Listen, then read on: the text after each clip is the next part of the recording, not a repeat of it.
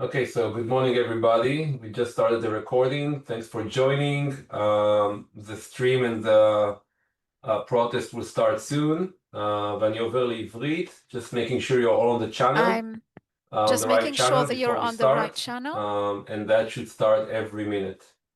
So I will give some commentary in between, but in general, that's a live stream from Tel Aviv. צפויה כאן.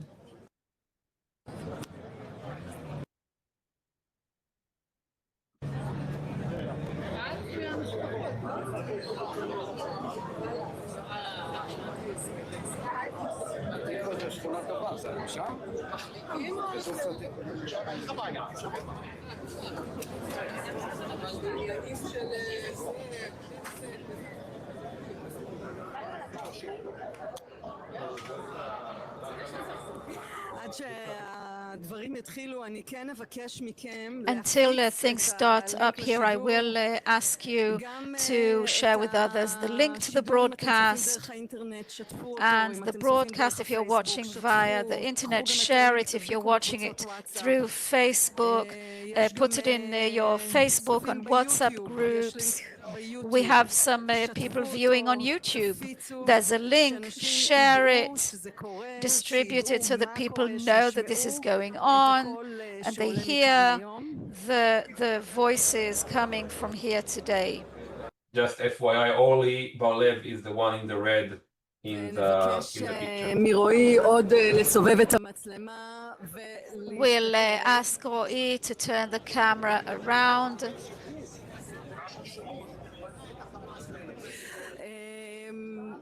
אני מבקשת כן מרועי שיהיה לכם ככה מבט. I'm asking Ro'i so that you'll get a view on this area near the IDF headquarters that is filling up. The message of this protest is to support the chief of staff and, of course, the hostages and their families demanding to end the war and bring the hostages back immediately. If you heard the interviews I started with, Neri Yarkoni and a senior officer in the reserves, and Guy Poran, all former Air Force pilots, the emphasis being from the security perspective. These are people who come from within the security forces with lots of experience and years in the army and years of thinking and working on security-related matters. And we need to emphasize that Netanyahu's motives for continuing the war and to expand it, I'm saying that are wrong, they're criminal, they're illegal. Expanding the war is an order. So we're 8 minutes late, not characteristic of us, so we'll start in another 2 minutes.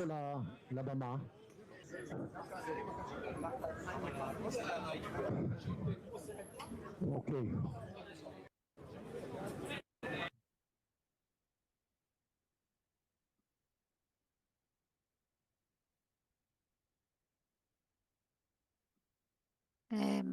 I can't hear anything. Can you?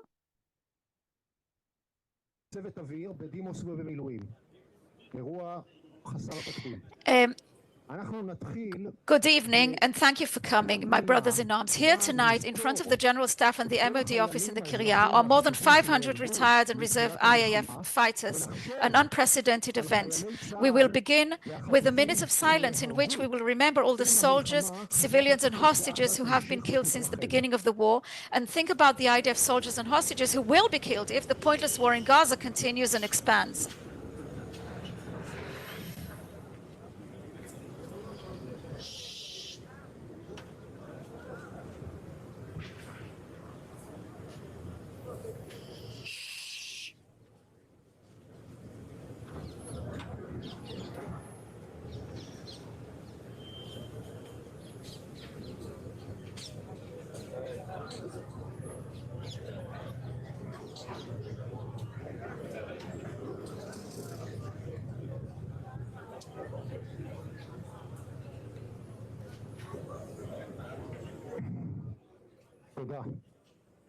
Thank you.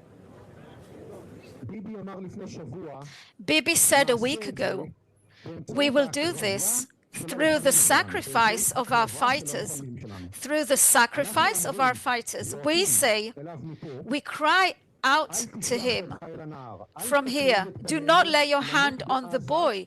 Do not sacrifice our sons to die in Gaza when the goal is not Israel's security or the return of the hostages, and contrary to the opinion of a large and clear majority in the public.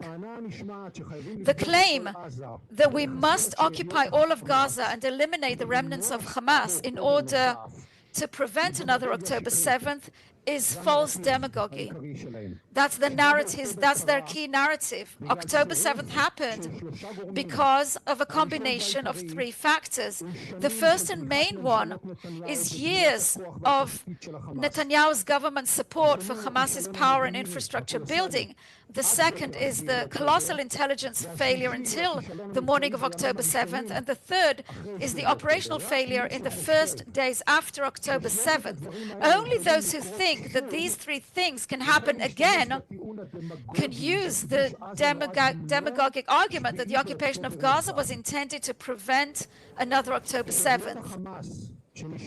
The remnants of Hamas that remain in the 25% of the Gaza Strip that is not controlled by the IDF today, after 20 months of fighting and the elimination of the entire command and control line, pose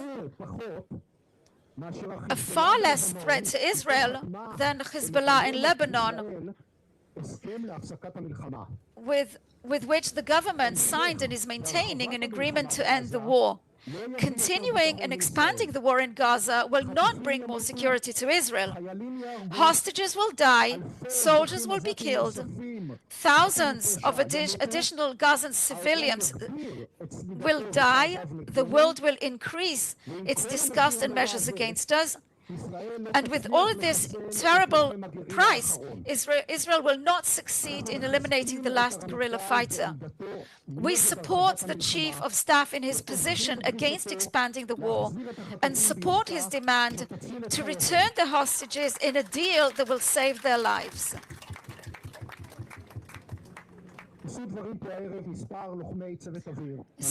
Several IAF fighters will spike here tonight, people who served for decades in the regular and reserve forces, commanded and trained generations of air fighters, and fought themselves in all of Israel's wars.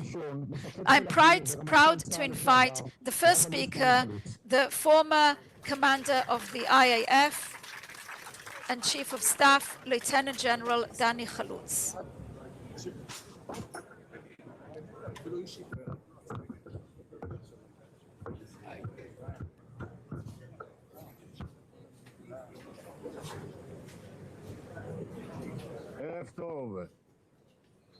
Good evening. Chief of Staff behind us, members of the General Staff Forum, my fellows, retired and reserve aircrew. 676 days. The War of Independence was much shorter. 50 hostages, 49 men and 1 woman, 900 fallen soldiers, 1,000 murdered civilians, and tens of thousands physically and mentally wounded. Enough! Enough! Enough! Stop this unnecessary, unjust war. Lieutenant General Eyal Zamir, my friend, who better than you knows this war has run its course? The Gaza Strip is destroyed to the ground in both infrastructure and human terms. There is no army there. The last of the Hamas militants are hiding. You should have ended it. With all the hostages home about a year ago. That is not you alone, but as head of the organization of the IDF. 22 months, 41 casualties on average every month. Let's think what can happen to us if we continue this unnecessary war. For what purpose? I and we stand here supporting you for your clear statements that the war's goals have been achieved and that any action to reach an impossible target may lead to the death, killing, or murder of the hostages and the loss, heaven forbid, of more soldiers. Who among the senior IDF commanders truly believes Hamas is an existential threat, that we cannot defend Israel against it? I don't believe there are any. There's one such person who threatens us with a new October 7th if we don't fill his political aspirations. I remind all of you that Hezbollah today has greater capabilities than Hamas did on October 7th. Is this the enemy we fear so badly? The correct way is to stop the fighting and maintain our operational freedom.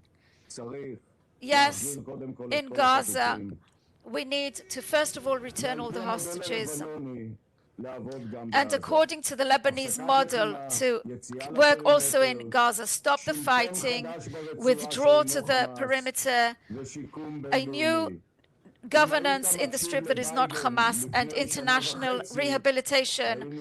Had you listened to Biden 1.5 years ago, we would have been in a different place today. The Army's failure on October 7th must not drive us to actions with no operational value other than prolonging the fighting for political motives. We must not let this renewed fighting worsen Israel's already lowest ever international standing. We must not let political pressure push the IDF into actions of doubtful legality or worse. The hostages may die regardless of where the IDF is fighting or where they are being starved and suffocated. They have hours, not months, to wait. Our soldiers may become sitting targets, as we have seen in the last 2 months in guerrilla warfare that will be forced upon us. The Chief of Staff, prolonging the war will deepen the fatigue of the reservists who are already voting with their feet, as well as the regular soldiers who are exhausted. If there were a solid operational reason behind the decision to conquer the city of Gaza or even the whole Strip, and not because of the slideshow of 2 days ago presented to us by the presentation man, we would all support it. An irresponsible government has no legitimacy to wage a war most of the public opposes, 83%.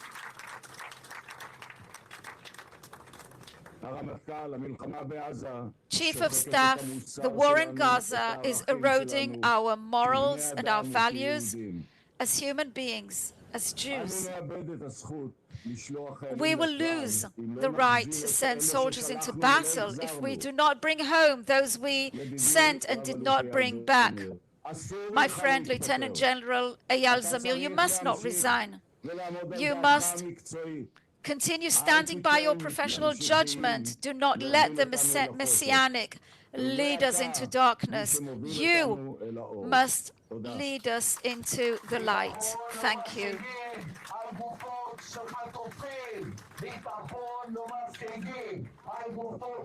Security is not achieved on the dead bodies of hostages. You're welcome to join Uzi. Security is not achieved on the bodies of hostages. Our next speaker is Yair Alony, a former pilot, an industrialist, and a firm fighter for a democratic Israel.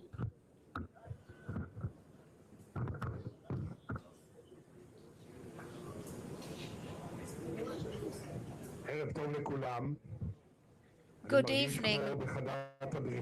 I feel like in a briefing room in our younger days. On the way here, in this crazy heat, I thought, what happens in the hostages' tunnels? Can they breathe? Do they have water so they don't dehydrate? And what about the fighters who are in the boiling tanks, or those in the field with the vests and the ammunition and the weapons, when all those who are responsible for this disaster are sitting in their air-conditioned offices and enjoying the good life? For anyone still wondering, after Netanyahu's press conference about the Prime Minister's fitness for office, well, we got our answer big time in prime time. Unbelievable. Netanyahu is fighting for his political survival. Netanyahu understands that his political downfall will expose all of the alleged corruption in which he was involved and all of the malicious acts he has carried out in recent years, from crushing the judicial system to abandoning Israel's security into the hands of Sinwar, his partner, and the Qataris. From day one of this war, Netanyahu has preferred dead hostages over living ones.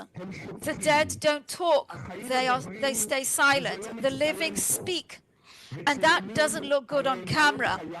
And for Netanyahu, cameras are life itself. Let me remind you, Netanyahu, 672 days have passed. 4 hostages were freed in a military operation. Just 4. Sorry. Another 201 were freed through exchange deals, our hostages for their murderers. From the day you appointed Dermer to handle the release of the hostages, it was clear their fate was sealed. They would never return alive. We've seen and heard your 5 principles, Netanyahu, and for a moment I thought you were fighting the Swiss. Who exactly will transfer 1 million Gazans to camps? Our exhausted regular service soldiers or our worn-out reservists? The IDF that cannot close the gates of the Urim camp 20 months after October 7th, or IDF that cannot stop a violent mob from storming Teiman camp. Is that the army that will deal with 1 million desperate Gazans? Netanyahu, you, Smotrich, Struk, and Ben Gvir, the emissaries of Kahana, want to conquer and rule Gaza. And who knows better than you that this madness will end in a disaster, the same way the British rule ended in Kenya, the French rule in Algeria, the American rule in Vietnam, and the Russian rule in Afghanistan. Belief and ideology are not defeated with bombs. Right here in this city, 83 years ago, the British killed Avraham Stern, Yair, who I am named after, in an attempt to destroy the idea of an independent Jewish state. They failed. And you think you will succeed in Gaza? Do you really not understand that Hamas will never lay down its arms? Do you really not understand that the moment IDF soldiers get close to the hostages, they will be executed as has been done before? With indifference, cynicism, and a wave of your hand, you send IDF soldiers into a futile battle. And at times, it's not even clear whose side you're on, ours or our enemies. Yes, you have changed the face of the Middle East. You have laid the cornerstone for a Palestinian state. Congratulations.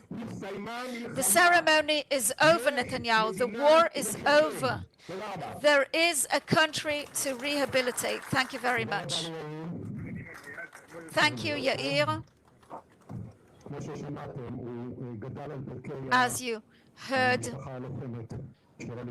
he grew in the Likud when it was a normal party. Our next speaker is Eliezer Yaari, a former combat pilot and a commentator on television. Is it always this hot? Since this is a unique protest, one led by Israel Air Force pilots from across generations, and as someone whose profession now is not in Elal, not as a pilot, I'm a storyteller. I want to tell you a short story about one pilot. His name is Tami Arad. Not all of you know him. Chagai is a brilliant architect and artist. He graduated from course 56 as an outstanding cadet, the same course as Dan Halutz. He served for many years as a combat pilot in both active duty and reserves. In the Yom Kippur War, he fought with Squadron 105. When the Super Mistel squadron closed down, he transitioned to fly the Flyhawk, the Skyhawk, and in the First Lebanon War, he flew with Squadron 140. On one mission during that war, he and his lead pilot, today an obstetrician at Kaplan Hospital, so 40 years ago, they were given an in-air change of target to assist ground forces near Ein Chilwe in Sidon. They split to two different targets, and Chagai was ordered to bomb a large building on the edge of the camp. He suspected it was a hospital or a school. Communication with the ground gave no clear answers, and Chagai decided he would not bomb the school. He dropped his bombs into the sea. In the debrief, the lead pilot said that Tamir had been assigned a target that looked like a school, and luckily, in inverted commas, he had missed, but Chagai burst out and said, no, not missed, didn't bomb. This opened a Pandora's box in the squadron between supporters and opponents of the war, but everyone, including Chagai, kept flying until the war ended and afterwards. This discussion was never about refusing to serve. It was about the core values that had guided the State of Israel and its Air Force and all of us to this very day. This reminder is not a recommendation to refuse service. It is a clear call to expand the responsibility of pilots and ground fighters to those who send them. This is a serious question of trust.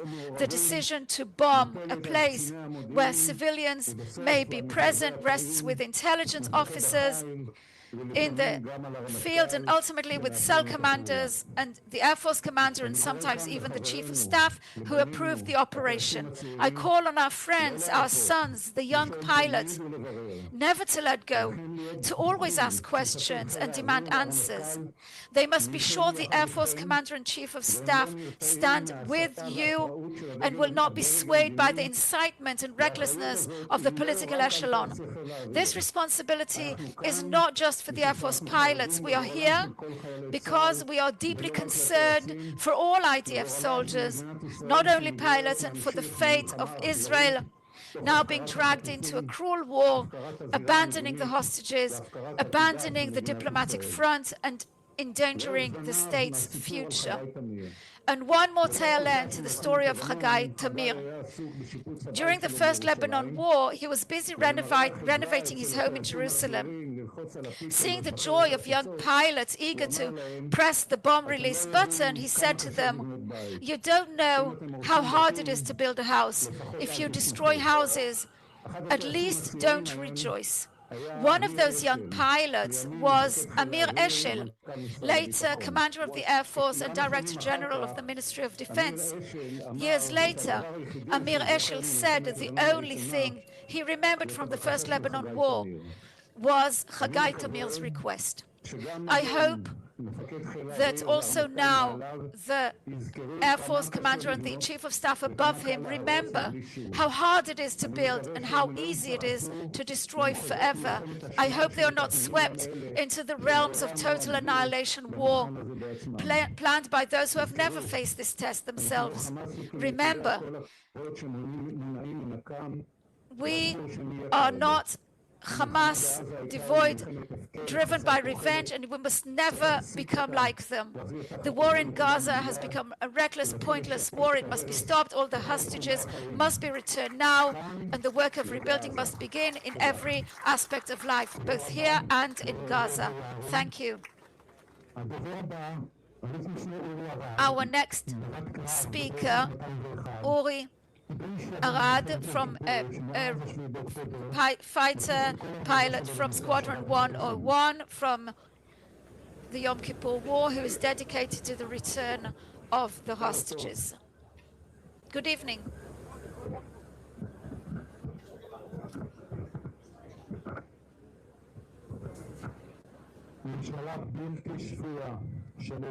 An insane, a deranged government made up of a criminal defendant, a messianic cult, draft dodgers, corrupt officials, and pitiful sycophants has decided on a senseless act of war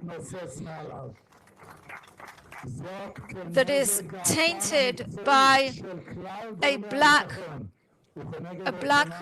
flag. This is done against the professional judgment of all security authorities and against the will of the majority of the country's citizens. This is a disgrace because at its core lies a conscious decision to kill the remaining hostages. Netanyahu has decided in cold blood to sacrifice Evyatar, Rom, Alon, Matan, and the other hostages in his drive to impose dictatorship. He does not want the images of the return of skeletal hostages, broken in body and spirit. He wants the subject taken off the agenda. His actions and the campaign of his poison machine prove that Netanyahu is preparing public opinion for Einat Zengarker becoming a bereaved mother. There is no greater crime.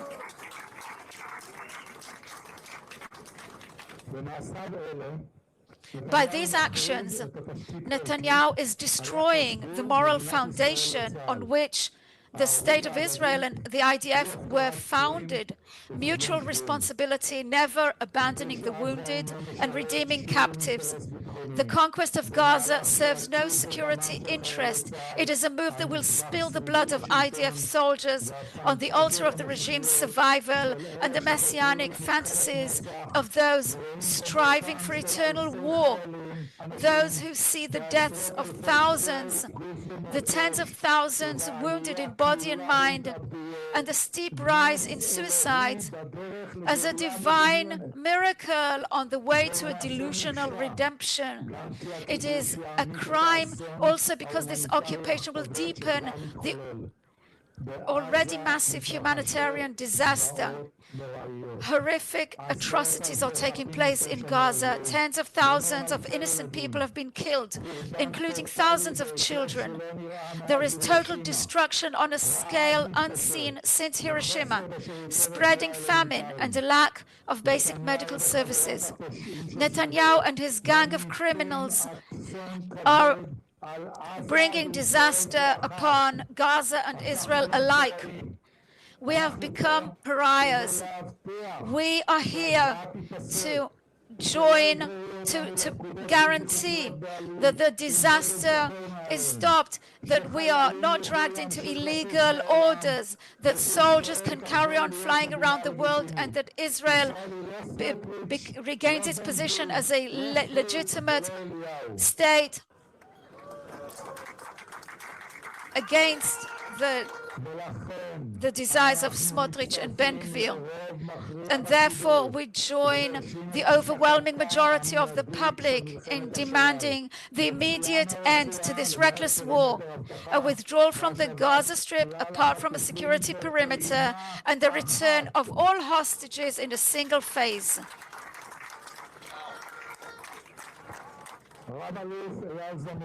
Lieutenant General Eyal Zamir, Major General Tomer Bar, and the rest of the IDF General Staff. If the government instructs the IDF to maneuver in an illegal way that is tainted by a black flag, you must refuse illegal orders. As a former prisoner of war, I tell you, you have no right to abandon hostages to die in agony. You must not, legally and morally, use the Israel Defense Forces to defend the regime and send IDF soldiers to die without security justification. You must not act in a way that will inevitably cause blatant violations of the laws of war and place a permanent moral stain upon us. This is the greatest test, the greatest ever, of your integrity, your commitment, and your oath to safeguard the security of Israel. And to the wider public, we say, in the face of chaos, incitement, and division, now is the time to show solidarity with the hostages languishing in the tunnels and their families, with the fighters sacrificed to the idol of government survival, with our beloved country whose face is changing beyond recognition. We must not give up. Do as the young women did who broke into the Big Brother studio instead of in reality TV. Go out into the streets, disrupt, get on the barricades. The only power that can save the country is in our hands. Resist with all your might, because we have no other land. Thank you very much.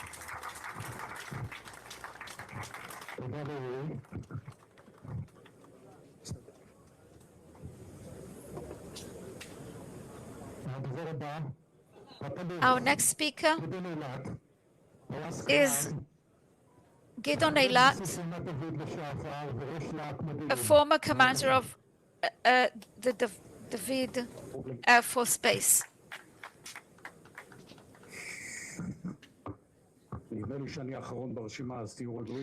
I think I'm last on the list, so and I won't be long.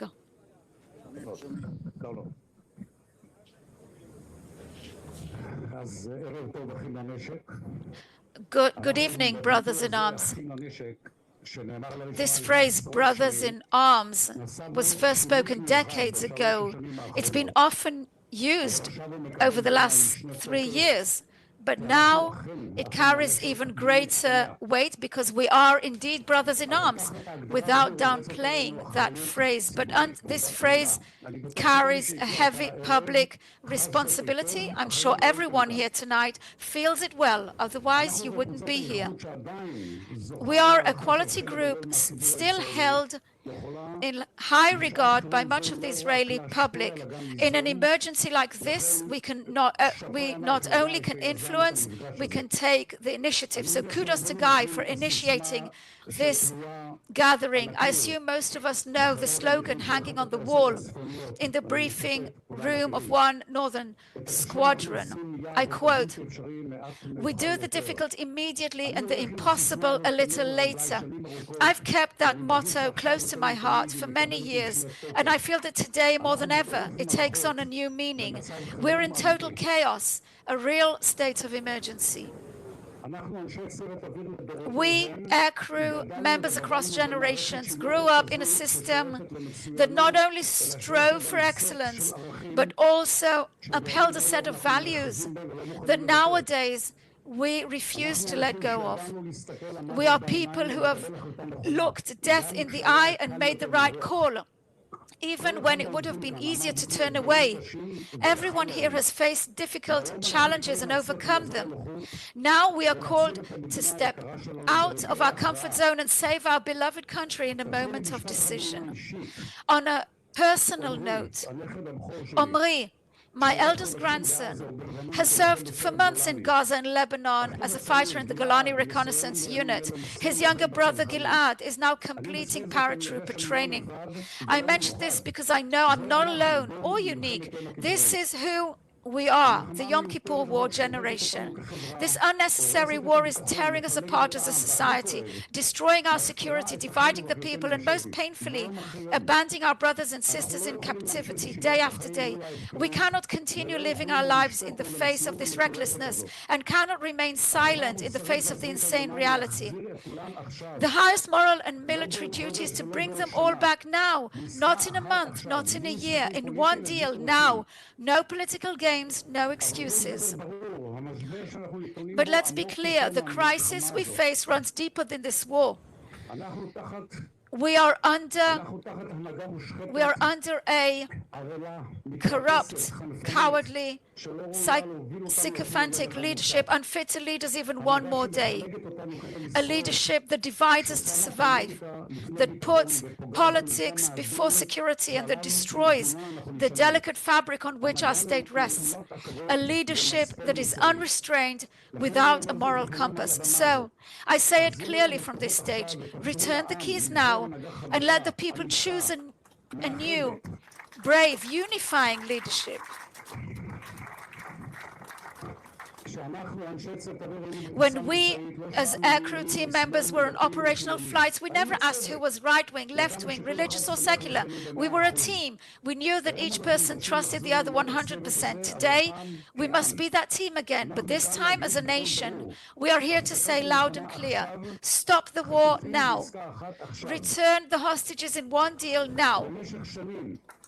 For years, we've known how to take off into complex missions under pressure, knowing the purpose was sacred, defending the state of Israel and its citizens. It was that simple. We learned how to stand by each other, to put the community before the individual, and never ever to leave anyone behind. Anyone who fails to understand that this is the only way to save Israel is unfit to lead us for even one more minute. And one final point. We have taken to the streets since the Balfour protests against the judicial coup that threatened us all. I think that the phase of delivering important speeches from every state across the country like this one, that phase has had its achievements, but it has run its course. If in the near future we see that the government continues advancing its disastrous plan to expand the war and consequently pushing away any chance of a hostage deal, then we must escalate and engage in broad civil disobedience that will bring the country to a standstill. Now, if that day comes, and I fear it will, each and every one of us will have to roll up our sleeves and take an active, uncompromising stand. Thank you.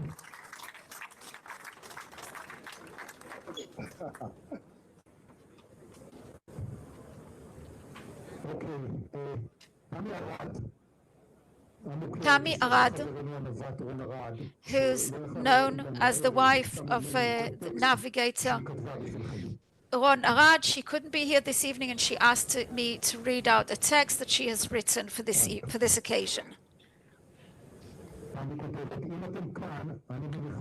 If you're here, I assume that, like me, you're asking yourselves what else can be done to convince people that the hostages have no time left.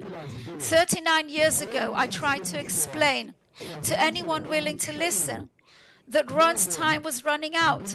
Back then, as today, good people stood by our side and supported us. Unlike today, the decision makers then genuinely acted to bring Ron back. But they didn't understand that a captive's time can run out at any moment. No one believed then that a living captive could simply vanish from the world one day without warning. Today's decision makers know very well what can happen, especially since before their eyes, about 40 hostages have been killed and murdered. After watching the videos of Evyatar and Rom, no reasonable person can fail to understand this is what people look like when life is slipping away from them, and that without medical treatment their lives are in immediate danger. And yet, the members of Israel's government have decided to conquer Gaza, a decision that ignores the urgency of saving the hostages, a decision taken against the army's position, a decision that will, in all likelihood, lead to the deaths of both soldiers and hostages, a death trap, as the chief of staff said, not me. It's known that in this government sit ministers who don't watch videos or see pictures of the hostages so that they can sleep at night. Two of them even boast about having blocked deals to bring the hostages home. The Prime Minister claims he watched the videos, but the horrific images didn't move him to take action to save them. On the contrary, he decided on a military move that will begin in about 2 months' time. I asked myself whether, before deciding on this new version of the same old war, a war that has already cost nearly 2,000 of our own people, he thought about the horror discovered in August of last year in a tunnel in Rafah, whether he thought about Hirsch, Goldberg, Paulin, Eden Yerushalmi, Carmel Gat, Alex Lubanov, Almog Sarosi, and Ori Danoni, may they rest in peace, 6 young people who were murdered in that tunnel, found, shot, and starved. I'm writing this because I want to believe that most Israelis have not forgotten. I want to believe that most Israelis are not giving up on the hostages. I believe the families today need the public not for a hug, but to change reality. Given the current situation, I believe protests alone, unfortunately, won't help. Sadly, even a single day of strikes will not change the picture. Only a sustained strike will send this government a clear, sharp message. You do not have the public's backing to abandon the hostages, end the war, and bring them all home in a swift deal.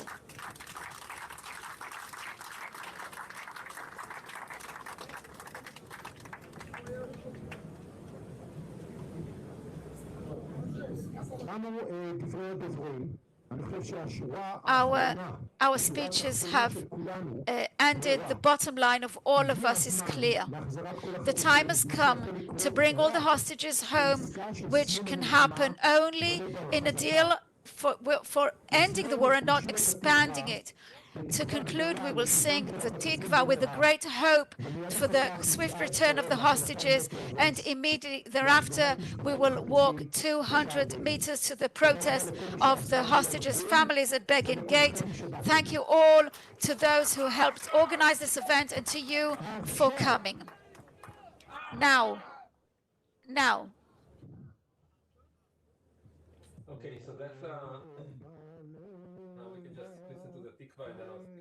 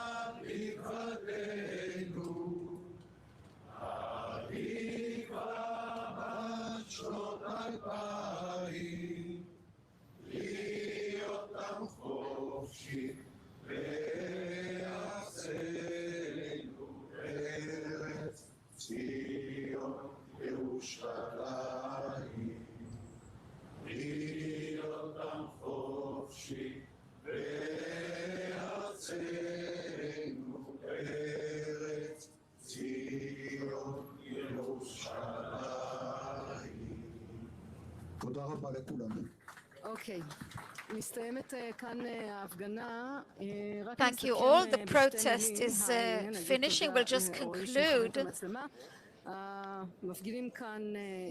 The protesters here are leaving on the march.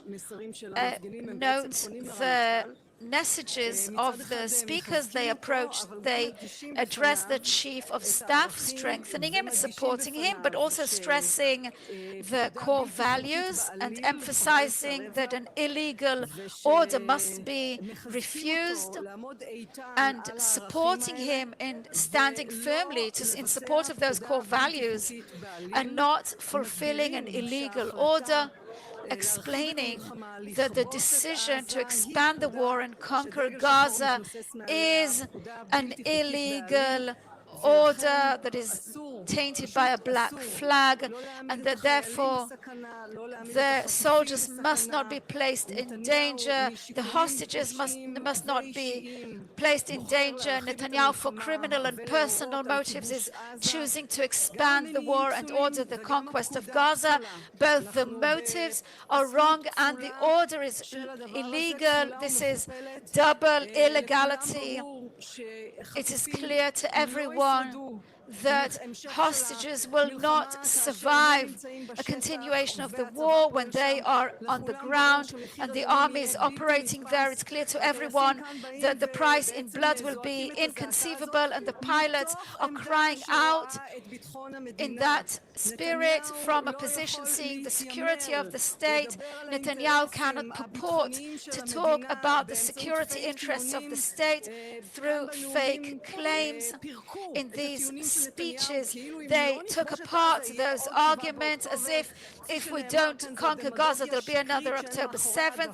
This is false demagoguery that is ungrounded. It is clear to everyone that the security interest of the state, which is also based on Israel's international position, and of course the lives of its soldiers and hostages, it is clear to everyone that the security interest is in ending the war and bringing all the hostages back immediately, and afterwards taking care of what needs to be taken care of later. We also heard the comparison to Hezbollah's position versus Hamas's position today, and that in the north we were able to reach a ceasefire, but in Gaza Netanyahu is insisting on leaving that front open. We heard of the warnings against the messianic parties in the government, pulling the government towards their crazy goal of some messianic redemption with the price of blood, and all based on illegal orders. We need to see this protest here in a context of supporting the chief of staff in standing strong against the corrupt, messianic, crazy and criminal position of the government. And we heard the calls to the public to take to the streets, not make do with protests. There's a strike on Sunday. I know that many ask, what will a one-day strike help? And so I'll tell you, we need to start, and then we'll also be able to continue. Nobody necessarily thinks that one strike will necessarily in one moment swiftly stop Netanyahu's crime machine, but we need to start so we can stop. So we're all doing our best efforts so that on Sunday there will be a broad strike, as broad as possible. We already know of some universities that have joined and local authorities that will maintain acts of support, and companies, small businesses and mid-sized businesses, as well as large enterprises in high-tech and venture capital funds, and more, and we're seeing that this is gaining momentum, and more are joining. And it's clear to everyone that we must fight for our brothers and sisters and for our children, the soldiers, the children who are sent to carry out illegal orders. It's the people's duty to save also the hostages and the soldiers. I'm now going to close the broadcast. Spread the link. This will all be on Twitter, Facebook. The speeches will also be put online. Okay. So we are going to conclude this. Let me put myself on spotlight. Share. Okay, everyone. So I hope you can hear me. We are going to conclude this call. I want to thank Naomi and Janet and Regina for translation and for everyone who joined. If you are in San Francisco this Sunday, join us in person or any other place that you can come and call for end of the war and bring them home and surge the aid. And remember to share with your communities all the time that the majority of Israelis are not Ben Gvir, Netanyahu, and Smotrich, and they want to end the war. If you haven't read the article yesterday from Bono, you too, it's really summarizing it in a great way. And again, I want to thank you, everyone. We'll keep in touch, keep pushing, and keep the resistance up because everything is connected to everything. See you later. Bye-bye.